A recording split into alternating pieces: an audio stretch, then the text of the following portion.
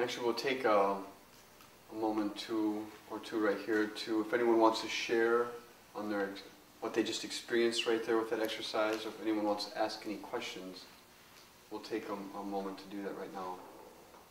I have a question about this because it reminds me of when I've tried to meditate in the past. Like when I was imagining a mouse hole, and I imagined just the mouse hole, but then, and I didn't have any other words or anything or thoughts coming in, but I rushed to get here and I am agitated a little bit, so like the mouse hole kept moving around, but is it, I guess what I'm wondering is like, are you supposed to, when you say imagine that you're a cat, should you be taking on like trying to get a visual image in your head? Or is it more, you know what I mean? Like, or does a visual image, is that just another distraction?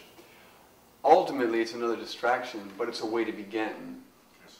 Just like learning to do anything, just learning to play guitar, you have to sit down and kind of look at it and strum it and kind of tinker with it, and all of a sudden you get to a point where you're not even you can be talking and playing guitar and not even have a thought about it.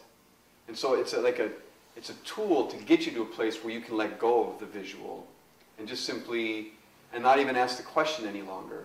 The question is another tool or another practice. But by doing those, you get to a place where all of a sudden you're aware of the now, and the natural, the practice you've created is to just be now and experience that place of no thought. And it can be quite an expansive time where there's just no thought but pure awareness. You're totally aware of life vibrating and expressing itself in a sense in this moment. But those are like, they're pointers in a sense, and they're practices we can use to get to that place where we no longer need the metaphor or the visual, or even to ask that question. And as you practice that, you'll realize that all of a sudden throughout your day you're becoming aware more. And then when you become aware, your first reaction is to experience that gap. And so it just becomes like an athlete trains himself or herself to perform that action without any thought about it. Or a dancer, the famous line from the Tao Te Ching, the dancer becomes the dance. So where there's no thought anymore, when it happens, you're just aware, and you honor that moment by taking time just to experience no thought.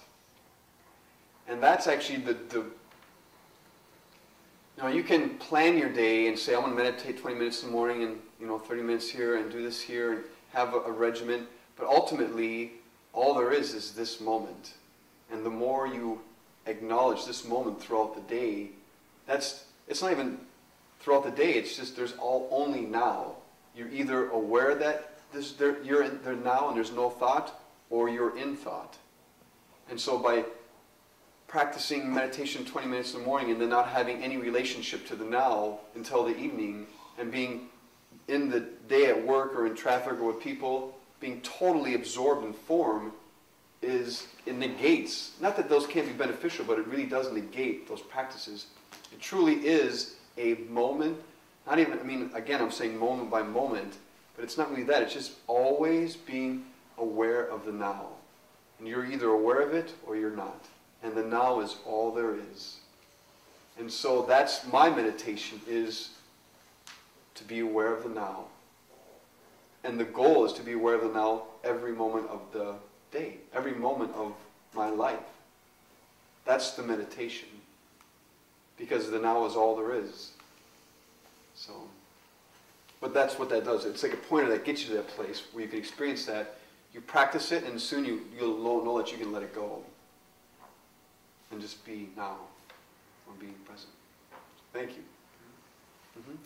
So the other question is about the trap, kind of like a dog chasing its tail, of the mind, the thought of, oh my gosh, great, I'm thinking, and that's a really bad thing. Like making thought a really dangerous thing, so that it's like, I'm thinking, I'm doing the wrong thing, which of course perpetuates the thought.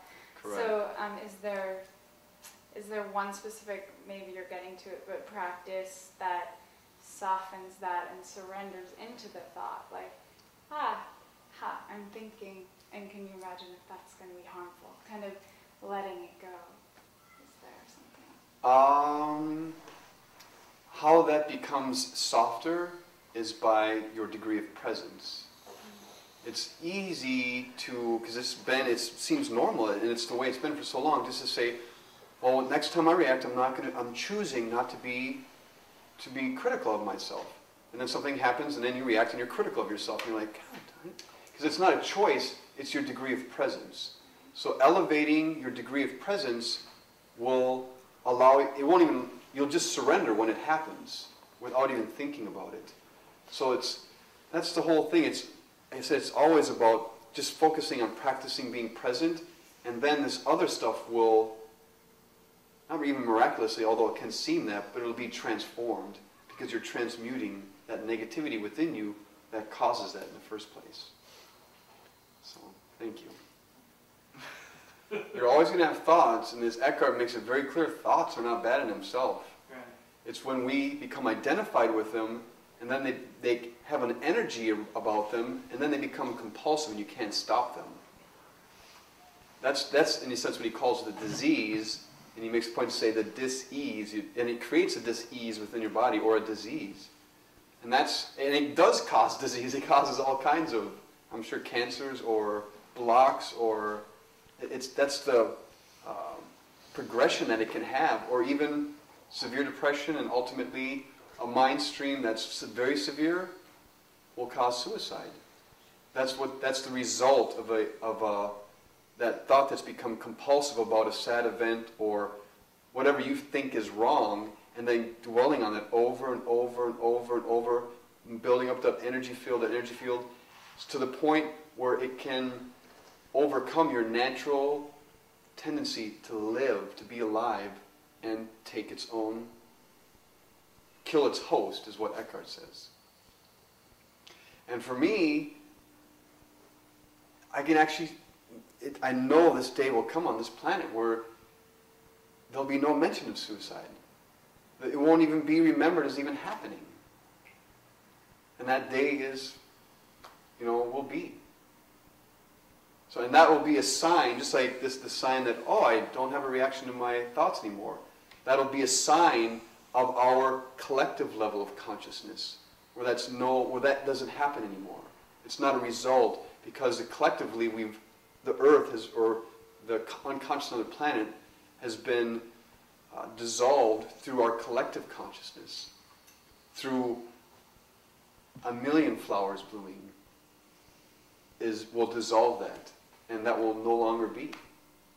That's the possibility I know will be.